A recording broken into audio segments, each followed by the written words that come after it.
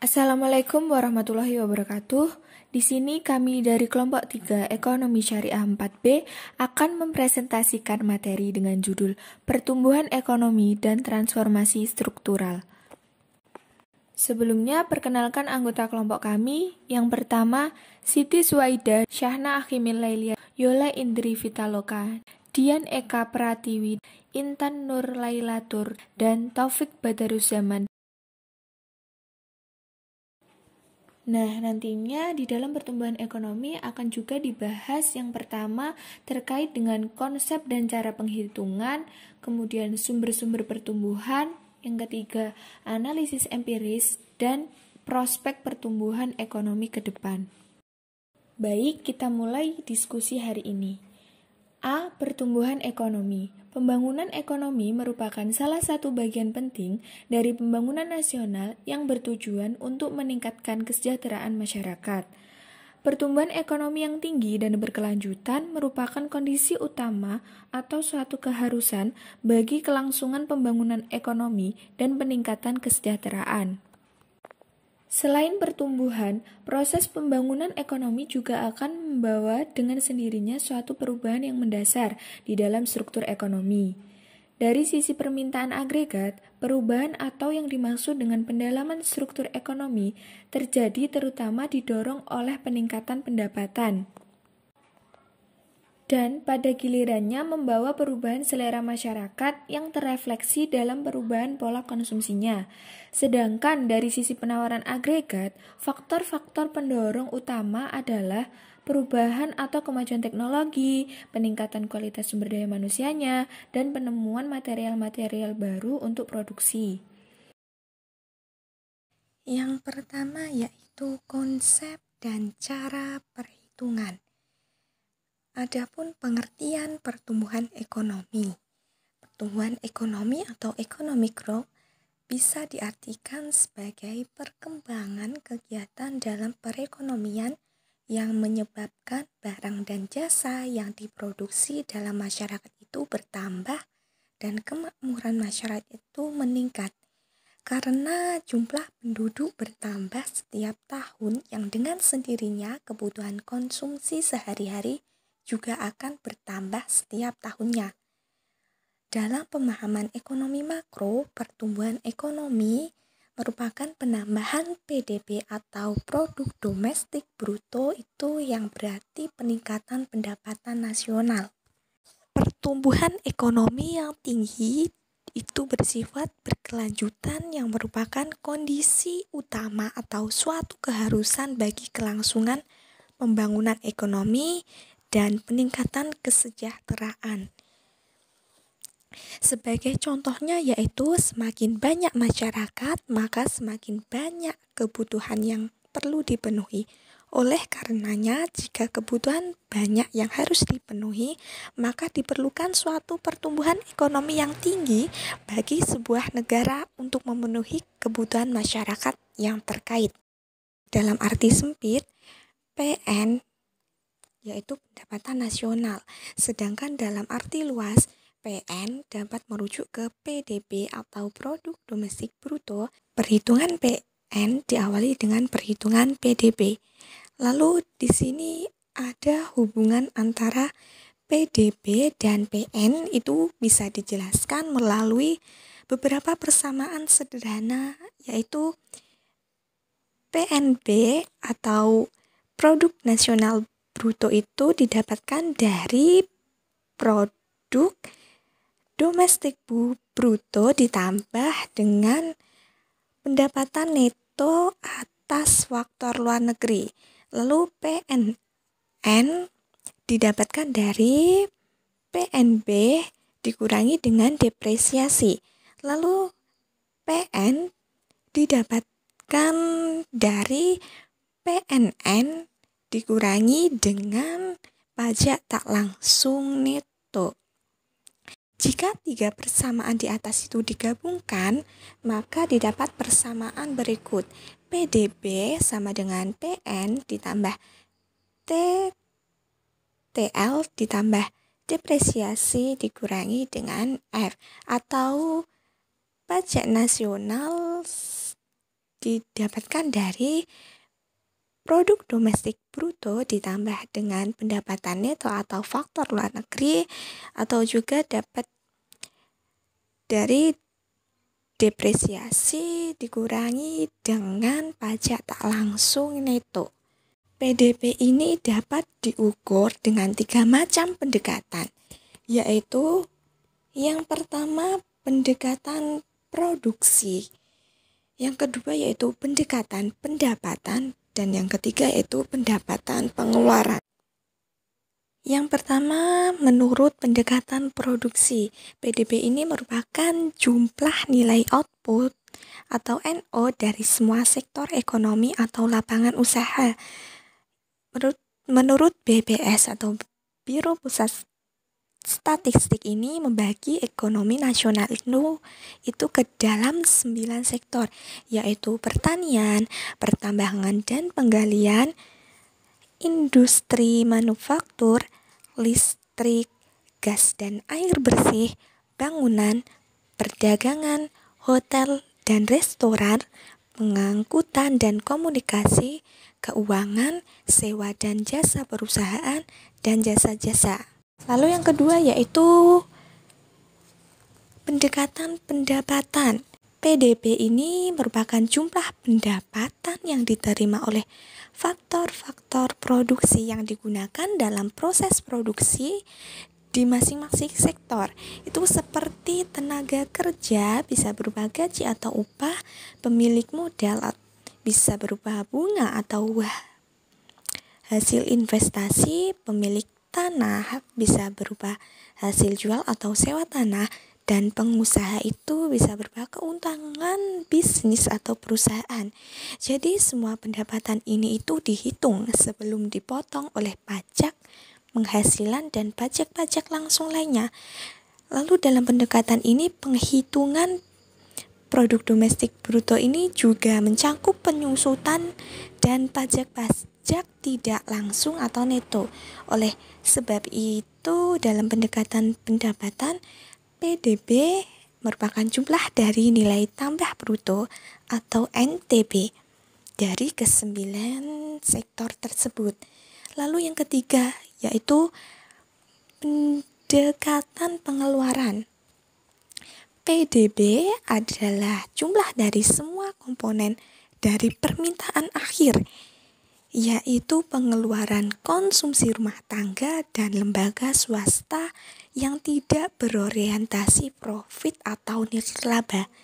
Pembentukan modal tetap domestik bruto itu juga termasuk perubahan stok. Lalu ada juga pengeluaran konsumsi pemerintah, lalu ekspor dan impor. Sumber-sumber pertumbuhan. Pertumbuhan ekonomi bisa bersumber dari pertumbuhan permintaan agregat dan pertumbuhan penawaran agregat. Dari sisi permintaan agregat yang terdiri atas permintaan masyarakat atau konsumen rumah tangga, perusahaan, dan pemerintah, peningkatannya di dalam ekonomi bisa terjadi karena PN meningkat.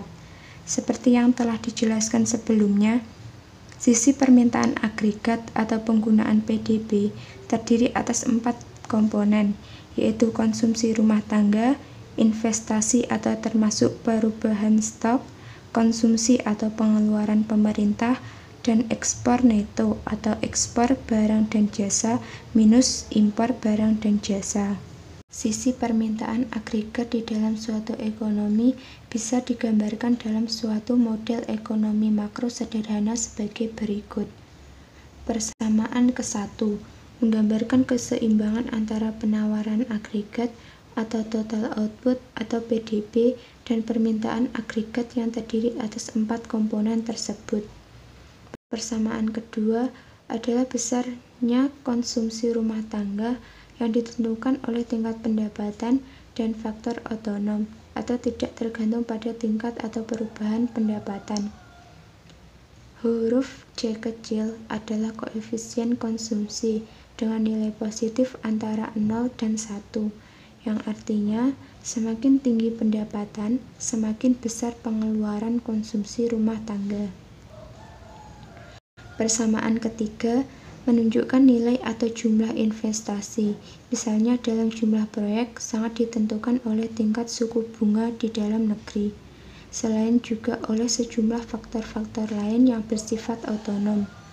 Semakin tinggi suku bunga dengan asumsi faktor-faktor lain tetap tidak berubah, maka semakin mahal biaya alternatif dari investasi. Semakin kecil jumlah investasi di dalam ekonomi yang dicerminkan oleh tanda negatif di depan koefisien R kecil. Persamaan keempat adalah pengeluaran pemerintah yang sifatnya otonom. Besar kecilnya pengeluaran pemerintah ditentukan oleh faktor-faktor lain, di antaranya faktor politik di luar model tersebut.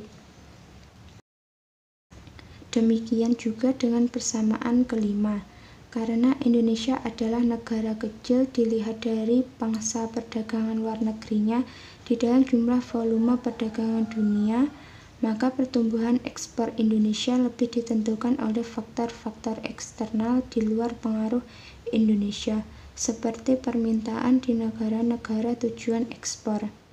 Persamaan keenam menggambarkan bahwa impor ditentukan oleh tingkat pendapatan di dalam negeri, selain juga oleh faktor otonom.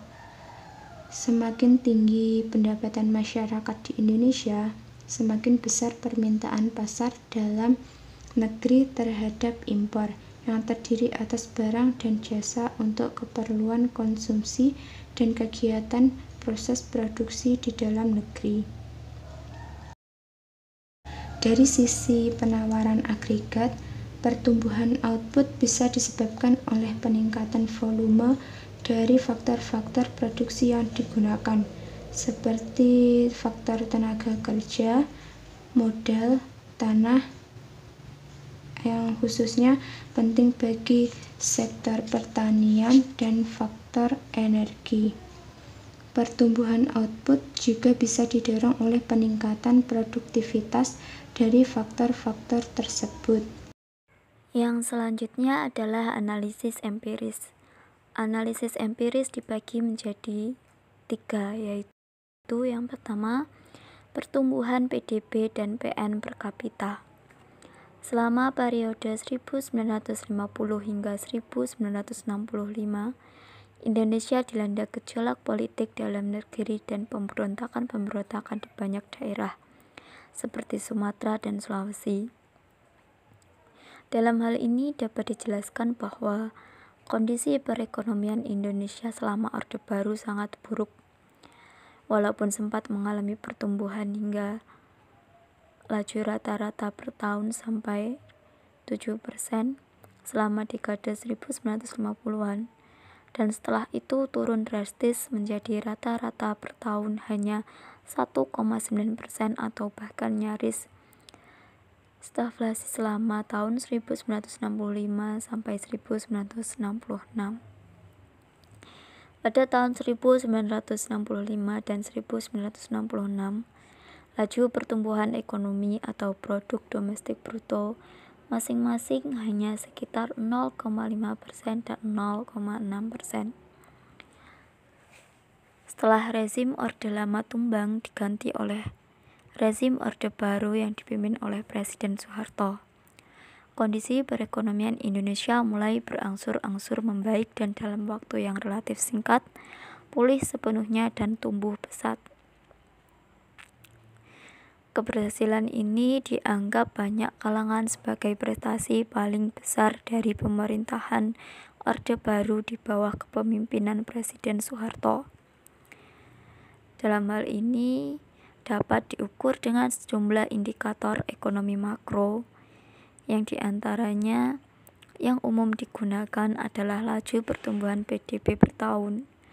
Selain PDB, PN per kapita juga umum digunakan sebagai salah satu indikator keberhasilan pembangunan ekonomi sebuah negara. Walaupun demikian, penjelasan tersebut selama pembangunan ekonomi Orde Baru bukan berarti tidak ada sedikit pun masalah. Sebaliknya, Sejak berakhirnya krisis keuangan Asia 1997 atau 1998 hingga tahun 2017, Indonesia masih dilanda krisis 2 kali yang semuanya bersumber dari luar Indonesia, yaitu krisis keuangan global pada periode 2008 sampai 2009, kemudian disusul dengan krisis zona euro yang terasa mulai 2010.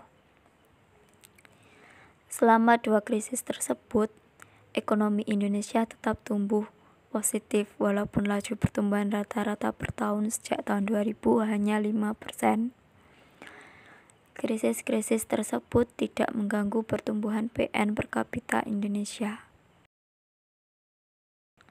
Analisis empiris yang kedua yaitu sumber pertumbuhan menurut sektor.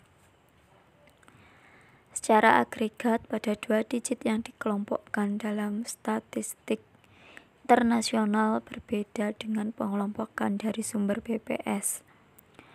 Ada 12 sektor dalam ekonomi yaitu yang pertama pertanian, termasuk peternakan, perikanan, dan perkebunan.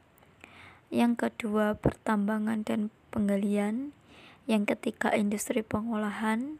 Keempat listrik, gas, uap, dan pasokan air bersih. Kelima konstruksi. 6 perdagangan grosir dan eceran serta bengkel motor dan mobil.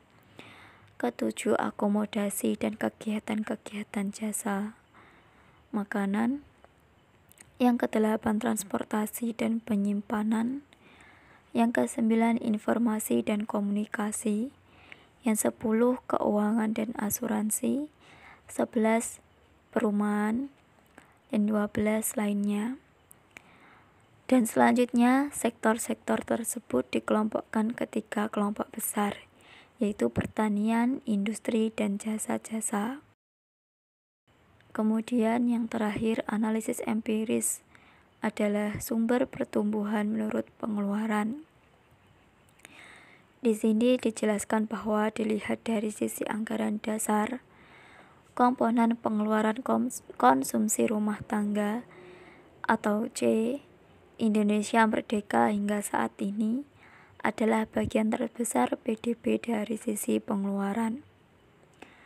Hal tersebut dapat dilihat dari presentasi kontribusinya terhadap pembentukan PDB adalah yang terbesar di antara komponen-komponen anggaran dasar. Pada periode 2000 sampai 2016, pangsa PDB dari C antara 50% hingga hampir 70%. Paling rendah adalah 54,4% pada tahun 2011 dan tertinggi mencapai 6,1% pada tahun 2003, dan sedangkan sumbangan konsumsi pemerintah terhadap PDB tidak dapat mencapai 10%. Dengan tingkat terendah 6,3% pada tahun 2000 dan tertinggi 9,8% pada tahun 2015. Namun, dilihat dari sisi pertumbuhan nilai, tingkat pertumbuhan konsumsi rumah tangga rata-rata per tahun bukanlah yang terbesar. Selama periode yang sama tidak pernah mencapai 5%. Yang keempat yaitu prospek pertumbuhan ekonomi ke depan. Prospek atau kemungkinan yang terjadi atau bisa dikatakan sebuah rencana perekonomian Indonesia ke depan itu ditentukan oleh 2 faktor, yaitu ada faktor-faktor global atau faktor yang itu di luar kontrol Indonesia, dan ada faktor-faktor yang masih dalam kontrol Indonesia atau bisa disebut faktor-faktor dalam negeri. Nah, dari 2 faktor-faktor tersebut itu ada hubungan, yaitu hubungan kelompok faktor global dan kelompok faktor dalam negeri itu bersifat komplementer, bukan substitusi, dalam artian walaupun faktor-faktor dalam negeri itu kondusif, satu hal yang jelas adalah tidak semua faktor-faktor tersebut itu berdiri sendiri, melainkan itu saling mempengaruhi satu sama lain. Jadi artinya walaupun dalam perekonomian dalam negeri itu masih imbang atau masih kondusif, itu tidak menutup kemungkinan ada faktor-faktor luar yang mempengaruhi perekonomian dalam negeri.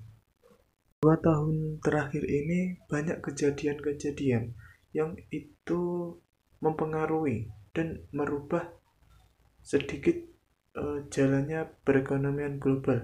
Tidak hanya perubahan yang negatif, tapi juga ada perubahan-perubahan yang positif, yang itu mempengaruhi jalannya perekonomian internasional. Kita tahu sendiri bahwa salah satu faktor yang mungkin bisa dikatakan menghambat perekonomian global yaitu adanya pandemi COVID-19, yang mana itu berdampak pada perekonomian di seluruh dunia. Sejumlah negara internasional pun sudah memberikan perspektif yang menggembirakan mengenai outlook perekonomian global di tahun ini. Mulai dari rasa optimisme pelantikan Joe Biden itu yang akan mempengaruhi perekonomian global, dan juga ada program vaksinasi virus corona itu di seluruh dunia pada kuartal 1 2021. Dan sejumlah negara Eropa itu mengakhiri lockdown di negara mereka. Itu disertai pemulihan ekonomi yang cukup berpengaruh pada perekonomian internasional. Outlook pemulihan ekonomi global ini juga akan memberikan efek positif ke perbaikan harga komoditas. Salah satunya yaitu komoditas minyak. Permintaan komoditas dan minyak ini akan meningkat, yang berdampak pada kenaikan harga. Perbaikan ekonomi di sejumlah negara maju pun dan juga negara berkembang itu juga akan memperkuat mata uang mereka. Maka setelah pemulihan ekonomi ini, yang pemulihan ekonomi yang sangat kuat pada awal 2021 ini, itu pertumbuhan ekonomi secara bertahap akan kembali turun ke pertumbuhan dan global itu berkisar 3%. Dan pertumbuhan ekonomi terus terjadi di Tiongkok, itu mewakili kawasan Asia yang bertumbuh rendah. Itu dari paparan sebelumnya, itu adalah contoh bagaimana prospek dalam perekonomian global. Yang selanjutnya adalah prospek perekonomian yang ada di Indonesia.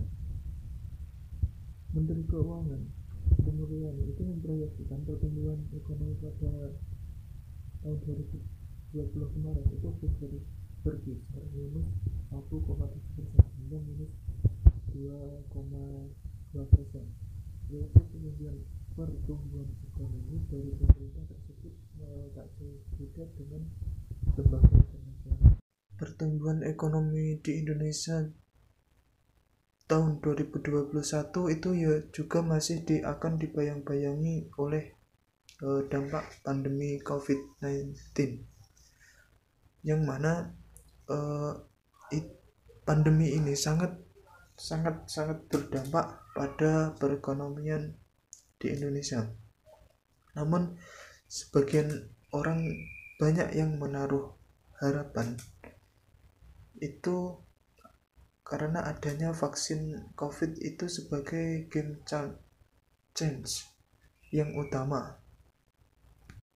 Lembaga Dana Moneter Internasional atau IMF menilai proyeksi ekonomi dalam Indonesia itu dalam zona positif, yang mana ekonomi mulai mengalami rebound pada semester kedua 2020. IMF memperkirakan ekonomi Indonesia akan tumbuh 4,8% pada 2021 dan 6% pada tahun 2022. Proyeksi tersebut pun ditopang oleh dukungan kebijakan yang kuat, termasuk rencana distribusi vaksin COVID serta membaiknya kondisi ekonomi dan keuangan global. Transformasi struktural. Transformasi struktural didefinisikan sebagai suatu rangkaian perubahan yang saling terkait satu dengan lainnya dalam komposisi permintaan agregat, perdagangan luar negeri atau ekspor-impor, penawaran agregat, produksi dan penggunaan faktor-faktor produksi yang diperlukan guna mendukung proses pembangunan dan pertumbuhan ekonomi yang berkelanjutan. Sumber-sumber penyebab transformasi. Di dalam kelompok NSB, banyak juga negara yang mengalami transisi ekonomi yang pesat dalam 3 dekade terakhir ini, walaupun pola dan prosesnya berbeda antar negara. Variasi ini disebabkan oleh perbedaan antar negara dalam sejumlah faktor-faktor internal. Faktor-faktor internal tersebut meliputi yang pertama yaitu kondisi dan struktur awal ekonomi dalam negeri atau basis ekonomi. Suatu negara yang pada awal pembangunan ekonomi atau industrialisasinya sudah memiliki industri-industri dasar yang relatif kuat, maka mereka akan mengalami proses industrialisasi yang lebih besar atau lebih cepat dibandingkan negara yang hanya memiliki industri-industri kecil. Faktor internal yang kedua yaitu besarnya pasar dalam negeri. Besarnya pasar domestik ditentukan oleh kombinasi antara jumlah populasi dan tingkat pendapatan real per kapita. Pasar dalam negeri yang besar merupakan salah satu faktor insentif bagi pertumbuhan kegiatan ekonomi termasuk industri, karena menjamin adanya skala ekonomis dan efisiensi dalam proses produksi, dengan asumsi bahwa faktor-faktor penentu lainnya mendukung. Faktor internal yang ketiga yaitu pola distribusi pendapatan. Walaupun tingkat pendapatan rata-rata per kapita naik pesat, tetapi jika distribusinya sangat pincang, kenaikan pendapatan tersebut tidak terlalu berarti bagi pertumbuhan industri-industri selain industri yang membuat barang-barang sederhana, makanan dan minuman, sepatu dan pakaian jadi atau tekstil. Faktor internal yang keempat yaitu karakteristik dari industrialisasi. Misalnya saja mengenai cara pelaksanaan atau strategi pengembangan industri yang diterapkan, jenis industri yang diunggulkan, pola pembangunan industri, dan juga insentif yang diberikan. Faktor internal yang kelima yaitu keberadaan sumber daya alam. Ada kecenderungan bahwa negara yang kaya akan sumber daya alam mengalami pertumbuhan ekonomi yang lebih rendah atau terlambat melakukan industrialisasi atau tidak berhasil melakukan diversifikasi ekonomi atau perubahan struktur daripada negara yang miskin akan sumber daya alam. Faktor internal yang terakhir yaitu kebijakan perdagangan luar negeri. Banyak negara berkembang termasuk Indonesia yang pada awal pembangunan menerapkan kebijakan protektif atau substitusi impor. Hasilnya sektor industri mereka berkembang tidak efisien, sangat tergantung pada dan tingkat diversifikasi rendah. Sedangkan negara-negara berpendapatan tinggi di Asia Tenggara dan Timur yang menerapkan kebijakan ekonomi terbuka atau kebijakan promosi ekspor sangat berhasil dalam struktur ekonomi mereka dengan tingkat efisiensi dan pertumbuhan ekonomi yang tinggi dalam periode yang relatif tidak terlalu lama. Analisis empiris. Kalau dilihat sejak awal era pemerintahan Orde Baru hingga sekarang, dapat dikatakan bahwa proses perubahan struktur ekonomi Indonesia cukup pesat. Perubahan struktur PDB juga dikaji dari sisi penyebaran kesempatan kerja atau tenaga kerja yang bekerja menurut sektor ekonomi. Hipotesisnya adalah sebagai berikut. Proses transformasi struktural tidak hanya membuat struktur ekonomi berubah menurut distribusi output, namun juga distribusi kesempatan kerja. Sekian presentasi dari kelompok kami. Apabila ada kurangnya kami mohon maaf. Terima kasih. Wassalamualaikum warahmatullahi wabarakatuh.